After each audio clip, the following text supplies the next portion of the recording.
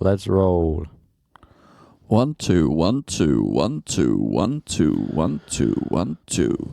Hey! Check. 1 2. Yeah, good. Welcome to Drum and Drummer, a podcast focused on drums, drumming and drummers. I'm George Pickering and that's Ben Winty, and we are both professional drummers in this business we call music. So stick around and join us as we pass the time whilst trying to stay in time. See, this is why this podcast works, I think, before you carry on, is that if we were both like you, I think it would be unlistenable. That was a lot of vanilla. Oh my God. Keep this in.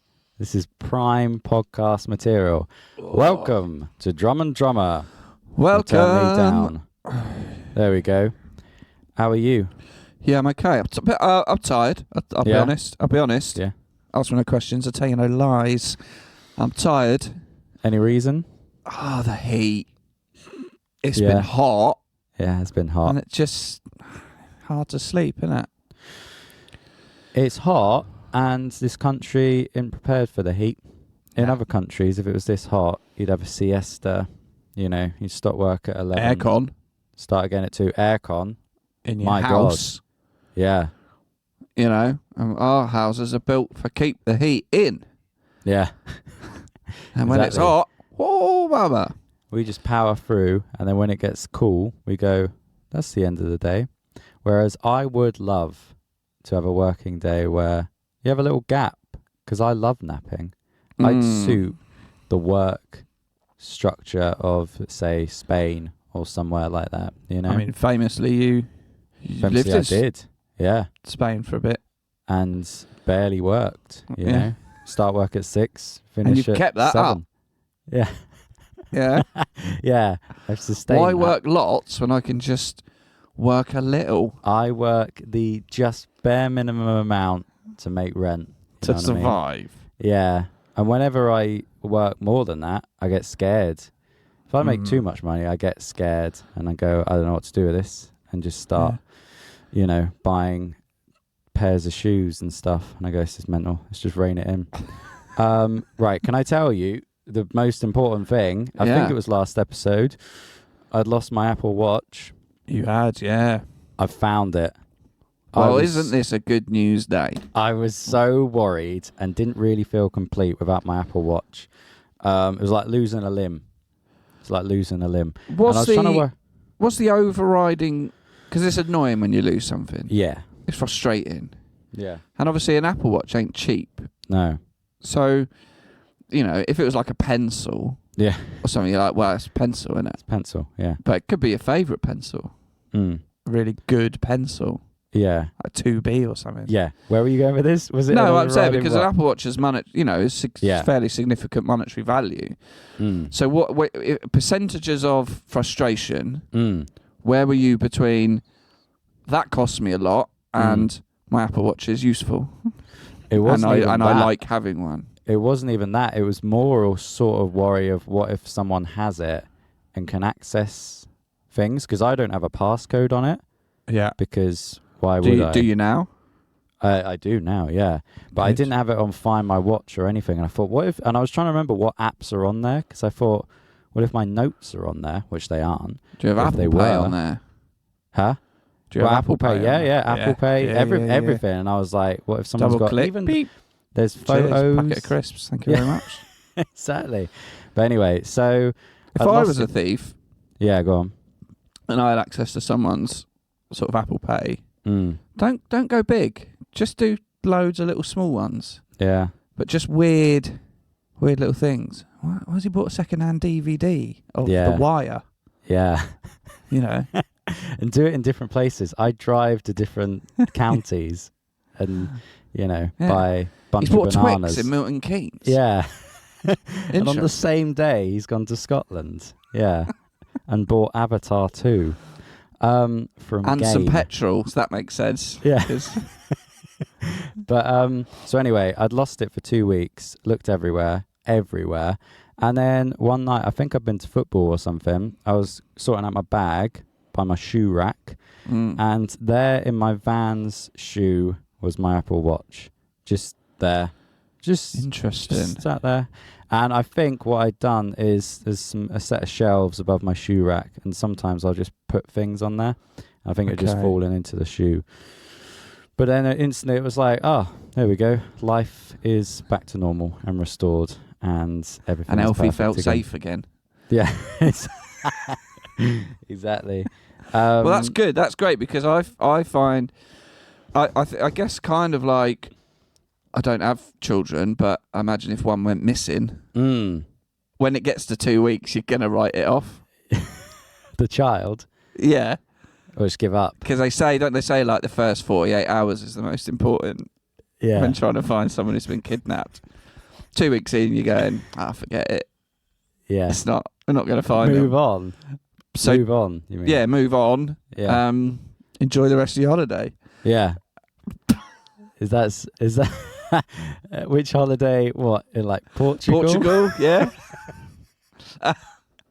So 2 weeks. I mean, were you despondent? And that was it. It was gone. Yeah. Well, no. I was adamant. I was like, "There's no way it's left the flat," because I'd never take it off when I'm out. You know what I mean? Yeah. Why would I? But I was close to buying a new one. But I'm glad I didn't, because it showed up. Anyway, that's enough airtime on the Apple Watch. Well, I'm very glad you found it. Me too. Yeah. My God. But what you mean? You obviously didn't wear those shoes for 2 weeks, then? No, well, it's my old Vans. I don't really wear them anymore. I just wear them if I'm going to like a place where I know it's going to be muddy. I wear my new Adidas ones. So, sure. Whereas if I wore my Vans, would have found it sooner. Yeah. So the lesson is rotate your shoes regularly. Yeah. Because you never know what's in them. There you go. You know. Well, just a quick shoe side note. go on. I hate spiders. That's not shoes. That's an arachnid. Listen. I have a big fear of spiders. Obviously, this ties in with. It's been very hot recently. That's good. Was that intentional? No, it wasn't. But that's just how I flow. Yeah. It's been very hot. Tongue. Yeah. Yeah. It's been very hot. Had to have the old windows open, innit? And I don't like that. I don't like opening my home up to the flora and fungi of the world. I've been to your flat, and the way I describe it is dark.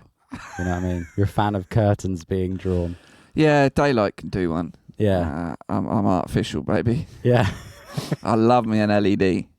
Mood lighting. Keep it subtle, yeah? Yeah. But even in that heat last week, we've got to have that window open. And I'm just lying in bed watching The Simpsons.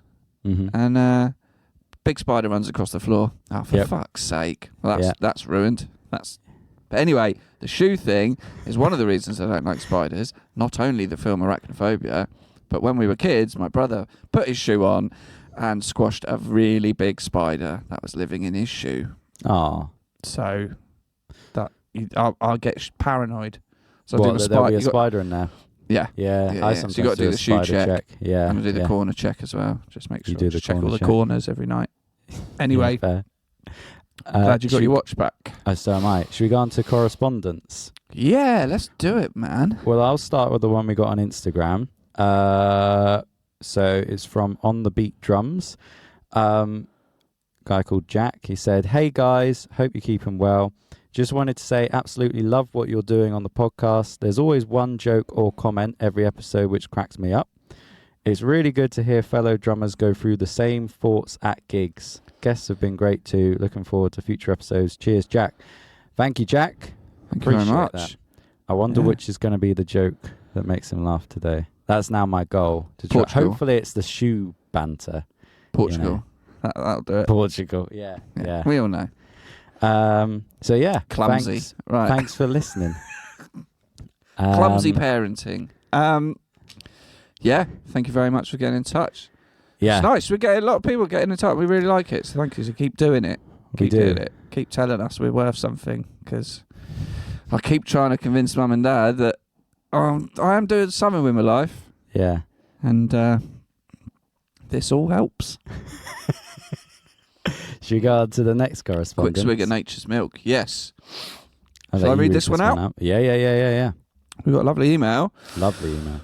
From Simon Clark. Oh, Clarky boy. Which, before we go into Clark. it, should we just read it out in one go and then dissect it? Because I think we've got to dissect this. You know what I mean? Yeah, this is some good questions. So I'll read it out. I'll read all of it out, and then we can break it down. Yep. Okay. From Simon Clark. The Clarkster. Clarky boy. Morning, gents. Absolutely loving the content. Started listening back in March time, and I've just got up to date, so thought I'd send an email now. Thank you very much. I have a few questions, if you'd be so kind.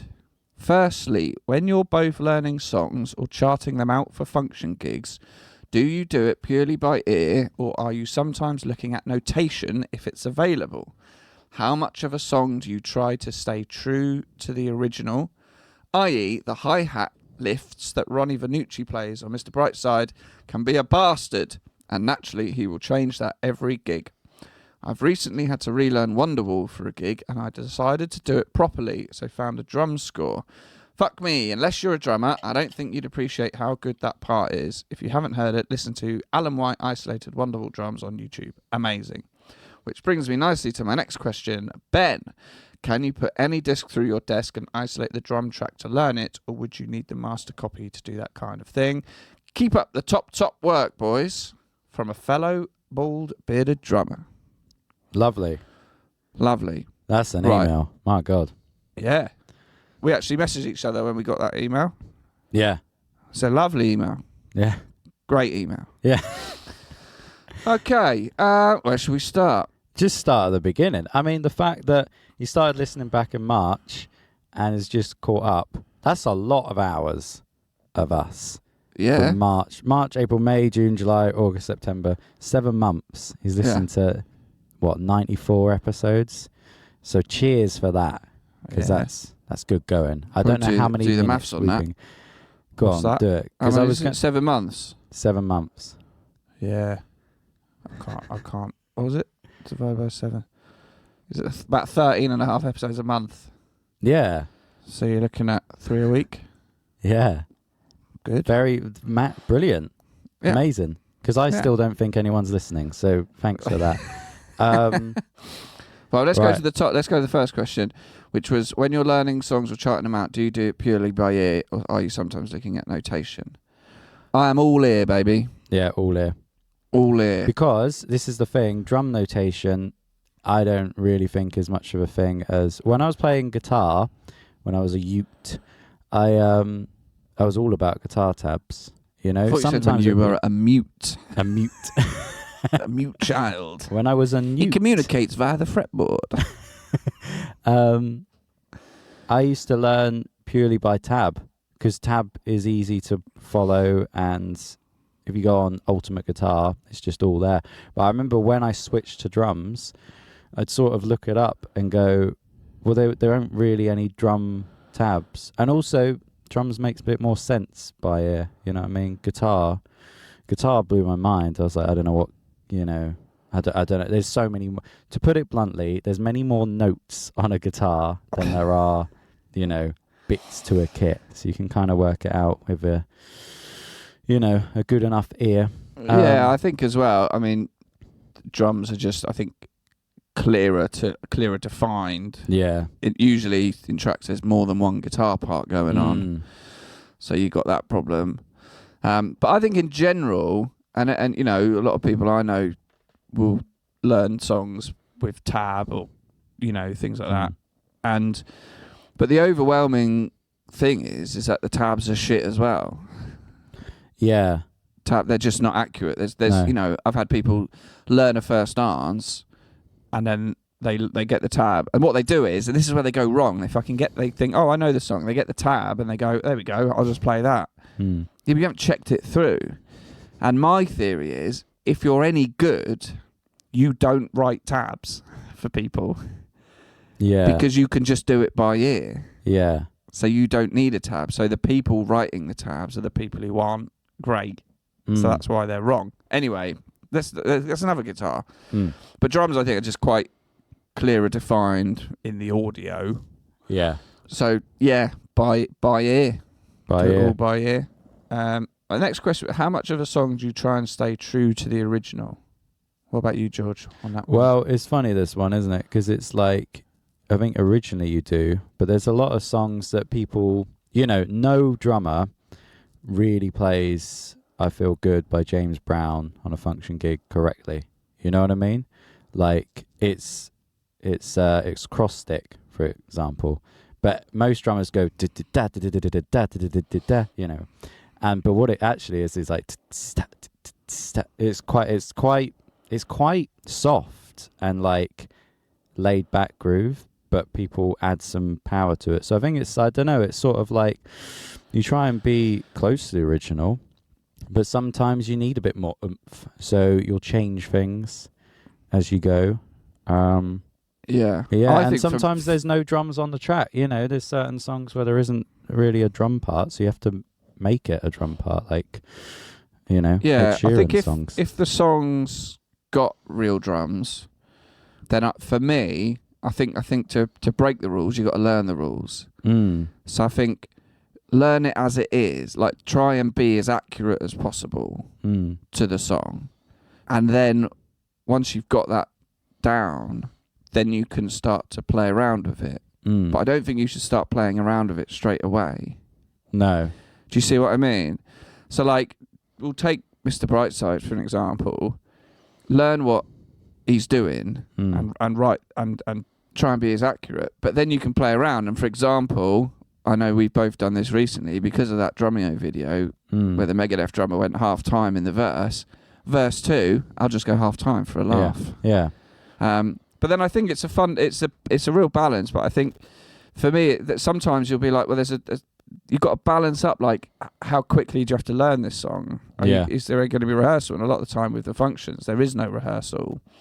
So it's like, and when we're freshman year, there's a lot more sort of complicated drumming than more indie rock stuff. And so it's going, well, there's this particular drum fill. Like, how iconic is it? How important is it to the song? And sometimes it's going, well, I'm not going to do that exact drum fill, but I'm going to do something that has the exact same effect. It's very close to it. Or I don't need to write out this exact kick and snare pattern because it's not important, but it follows the groove. So as long as I know what the groove is, or I know what the bass line is, or what the guitar, what the main principle sort of rhythm of that section is, I'm not going to bother writing out every tiny little kick and snare pattern. But if you listen and go, this kick and snare pattern is very important, it's very defining to the song, well then I'm going to do that accurately. Yeah. And then I think once I think you should try and be as close to the original. And I don't massively like doing bands that do their own versions of things, because fundamentally of a function gig, we're just playing the songs. We're playing the songs people want to hear. And I think you should try and aim to be close to that. But you're right with things like I Feel Good. If you do what's on the original, it sounds lame. Yeah. So you have to give it a bit more of a proper backbeat, Yeah. I think. But then sometimes there's just things that you go, well, I'm going to do something slightly different, but the point is the same. This drum fill is doing the same sort of thing, or it might, because sometimes it's like, well, this kit's got 4 toms, but I've only got 2.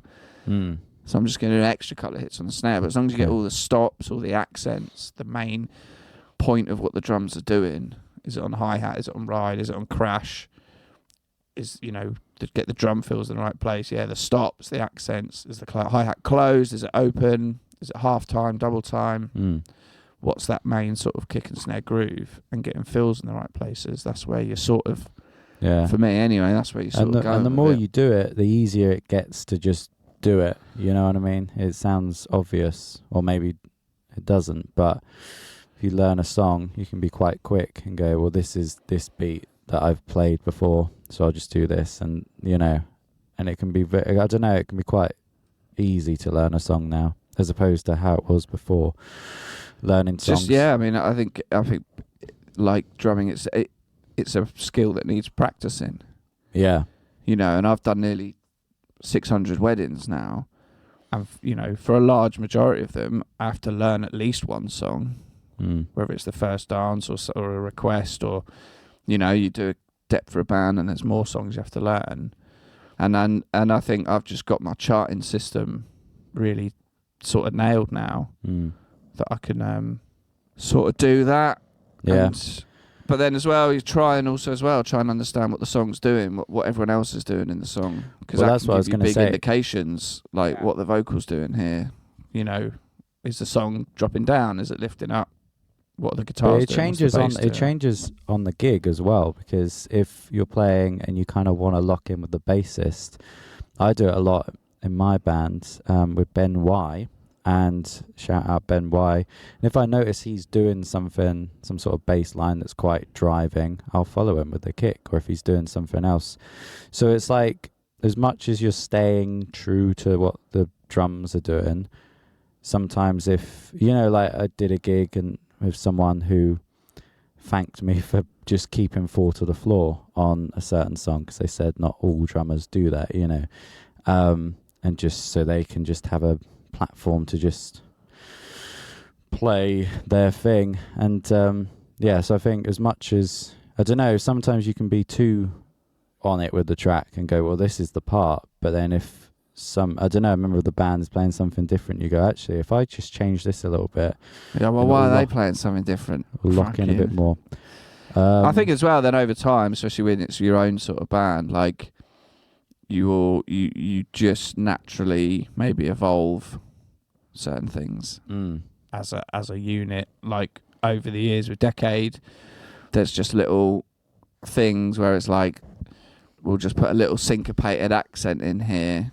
There isn't one in the original, but it just makes that double chorus a little bit more interesting. And then you sort of, for example, do it, and then you can see, oh, I did that, and then they'll know, and then next gig they do it as well, and then you just have these little idiosyncrasies that. But I definitely think when I'm making my chart, I'm getting everything I need down to play that as close to the original as possible. Yeah. And Wonderwall is tricky to play. Wonderwall's a weird song because even on bass, it's not as simple as you'd think. You know, it gets to the outro in about 40 seconds. What do you mean? Like, there's barely any song. Oh yeah, and then it's just chorus. Chorus, yeah. But yeah, no, the drums are tricky, and yeah, the bass part is tricky, and even the guitar, people don't always play it correctly.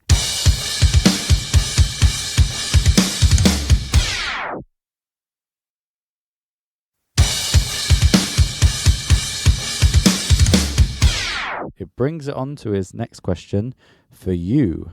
Yeah, so I'll just remind you, it was, can you put any disc through your desk and isolate the drum track to learn it, or would you need the master copy to do that kind of thing?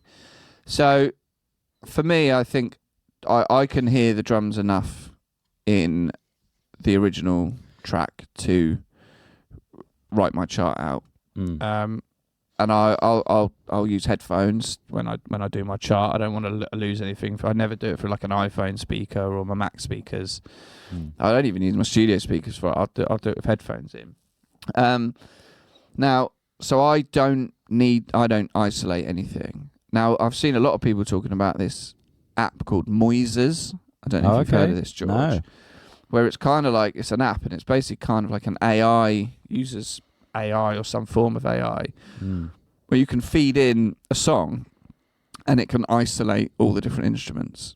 Cool. And it's pretty remarkable. And a friend of mine showed me it at a gig a few weeks ago, and it was a song by a band called Carnivore, and he just ran it in and then it isolated the drums, and they didn't sound perfect, but it was pretty like, all you can hear is just the drums, and it must know what to sort of listen out for and then isolate. So, you know, I don't think it's free, but a lot of people are, especially I think, and just from my experience, that the people who have the hardest job learning something from the original is bass players.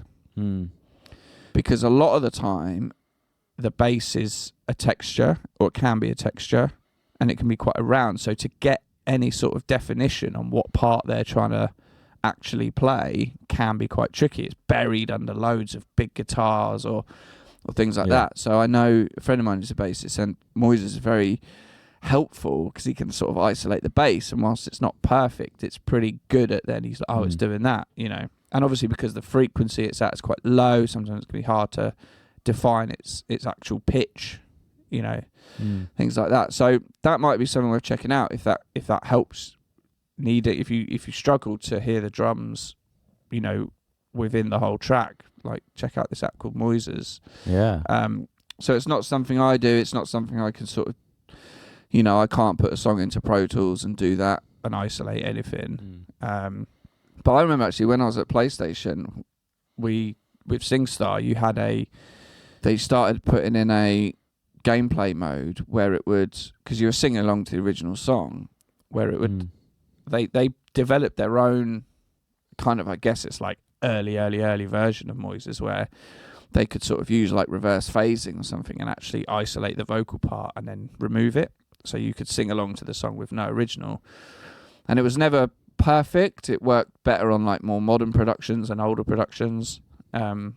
So yeah, they had that sort of thing going on, in the mid-noughties. And obviously with AI, not that it's the same company, but are pushing it to be able to sort of isolate different instruments and stuff. So I think you could, if you've got the master stems, then yeah, but that's impossible to get hold of them. Yeah, yeah. It's hard to get stems off bandmates sometimes, let alone Oasis. Yeah, but I think, I was thinking about, because I had to do a couple of charts recently, one for Misery Business by Paramore. That should just be in your head, to be honest. To be fair, a lot of it is, yeah. And then I've got to do a Frank Turner song for a First Dance in a couple of weeks. And I was thinking about this email as well, and I was like, what are my main sort of pointers I'm going for when I write my chart out? And the very first thing is tempo. And I'm not even talking about, I won't even bother working out what the tempo is. I'll just go, is it slow? Is it medium? Is it fast? And I'll just make a little note at the top. Slow 4. Medium 4. I don't need to know exactly, because I'll just get that from the sort of hook of the song that lodges in my brain. And then I'll be like, right, intro, I'll listen through. How many bars is it? It's 8 bars. Okay. What is it doing? Is it a beat? Yes. Okay. Is it then on the hi-hat? Ride or crash? It's on the hi-hat. Is it closed? Yeah. So, and then there's a drum fill at the end. Is the groove the same in every bar? If it is, then I'll just put like 8 bars, hi-hat, beat with the cross over the hi-hat closed, and then I'll do brackets and I'll just write that groove out. And then I'll draw a little fill in. If the fill's very specific, I'll write it in. If not, I'll just put fill.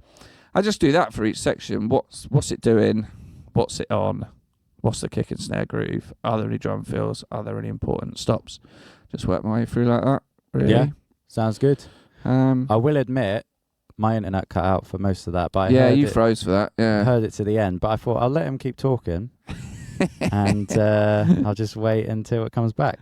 Yeah, no, it's a funny one with charting it out because it's gone. I had something really good I was going to say. It's gone. Hang on. I think I was worried about my internet. But yeah, I think I definitely try and chart it out and as accurate as I can, so I can replicate it. And then naturally it might just evolve a little bit to I'll just alter that slightly to make it just more comfortable to play, because I haven't got all the time in the world to practice or rehearse it. Yeah. Or then just maybe naturally things just evolve as a band. Yeah. You just take. But I think learn the rules, then you can sort of break them. Definitely. But ultimately, people just want to hear the fucking song. They don't care if you're doing something mental in it, or they just keep it simple. Keep it simple. So this is my thing. Speaking of tempo, that I do is I remember how fast the phrasing of the vocals is, which is something I've kind of do more and more. So if I'm playing with someone and it feels like the singer is struggling to get the words out, just pull it back a bit. Or if it feels a bit laggy in terms of the vocals, and that's how, I kind of keep it. No one's ever perfectly in time, but that's how I keep it like fairly on the beat, is just sort of, when I'm playing it going, does this sound like the recording? So, I mean, First Dance is a good example, or whatever the gig is. But rather than going like, what's the tempo to the intro? Because sometimes an intro is quite sparse, Instead, if you just think, what is the tempo to the chorus, like lyrics, and you go like, oh, it's that, and then you kind of... Well, it's hooks, isn't it? That's what we sing. That's what we repeat back. That's why choruses are catchy. That's what people are aiming for, is catchy choruses. So the things you're gonna just naturally repeat that lodge in your brain are usually gonna be vocal melodies. Yeah. It's usually gonna be vocal melodies from the chorus. So that's usually one of the easiest things you can recall quickly to gauge the tempo. And when we're recording bands here, when we're doing the guide track or whatever and setting the tempo, one thing is so important to do is get the singer to sing along. Yeah. And do the words sound rushed or do they sound draggy? Because that's, whilst the band might think, oh yeah, this is a good tempo, singer starts singing and the words are just coming out too fast. You know? So it's always a good judge. And that happens a lot with recording. I remember when I've recorded with bands, and especially if you start at 9 a.m. and everyone's a bit tired, and you go, yeah, I think it's this sort of speed, and then it gets to 6 p.m. You go, and this is really slow. How is this so? And you have to remember, like, no. How do we play it? Imagine it's a gig and it's 8 p.m. and you're excited. Like, have that energy. I'll say one more thing on tempo. There was a brilliant video. I thought it was brilliant. It was Foo Fighters playing Back in Black with Brian Johnson a few years ago with the late, great Taylor Hawkins. And you can see Taylor in the background and he's tapping his knee whilst Dave Grohl's introducing, he's like, here's Brian Johnson. And then they're chatting on stage. And you can see Taylor in the background literally just tapping his knee. And I'm like, what's he doing? And you realise, like, he's trying to remember what the tempo to Back in Black is. Because Back in Black, such a weird one, because you don't want to play it too fast or too... It's such a, like, a dun, dun, dun, dun. Like, it's kind of slower than you think it would be. And I can imagine if you're about to play it with the singer, you could get excited and be like, yeah, here we go. But, yeah. So sometimes... And it's also that thing as well, going... Whilst the drums on that, like you can have a simple boom, cat, dun, cat, the guitarist has then got to go. Yeah, exactly. So whilst you might think, oh, well, I could just sort of, then that's why just in general you got to be aware what other people are doing. In general, and that's one of the bugbears I have with some people is they're not aware. No. So whilst you're learning your part, great. Learn what everyone else is doing as well. Yeah, learn it. Because then if someone goes wrong, you know where they've gone wrong. You know what you're looking for. And if you learn what other things are doing, then like you don't need to maybe not necessarily write down these particular like symbol accents. But if you know, these follow the vocal. Cool. Well, I know the vocal melody. Yeah. So I know where I'm gonna hit them and stuff. But yeah. Thanks for emailing in, Simon. Yes, thank you, Simon. And we put some of my charts up on Instagram, didn't we? I feel like we've done it. Yeah, definitely. We've done it. But Simon, if you want to see any more of my sort of charts, if you're looking at a way of doing it, then you want the Dropbox folder?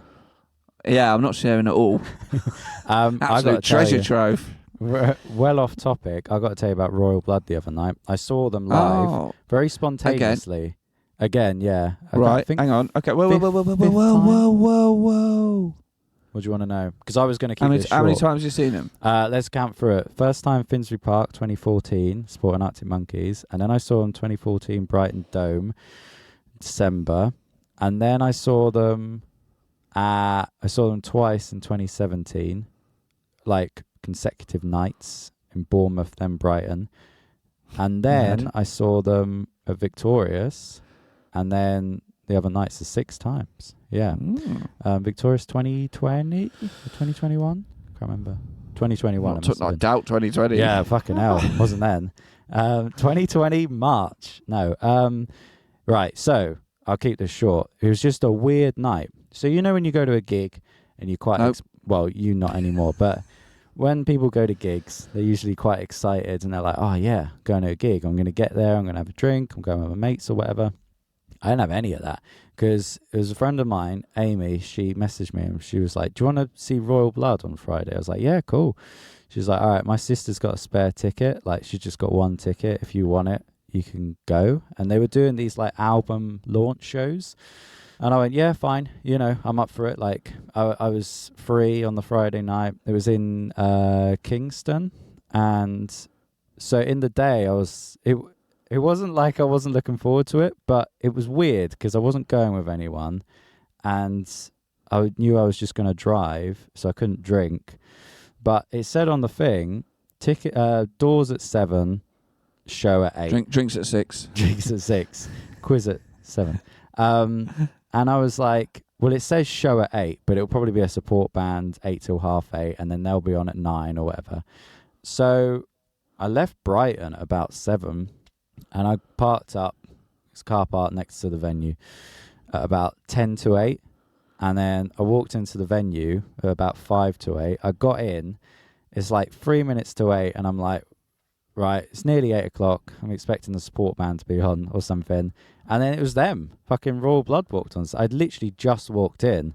It was like, oh, there they are. They were waiting for you. Yeah. It's George here, yeah? Yeah. He's seen us 6 times. Exactly. Over a 9-year period. Yeah. You know? So he's up there with the biggest of fans. So they started playing, and they were great. And I didn't even know how long they were going to play for, but it was like a 2-show thing. Hoping just for a quick 40.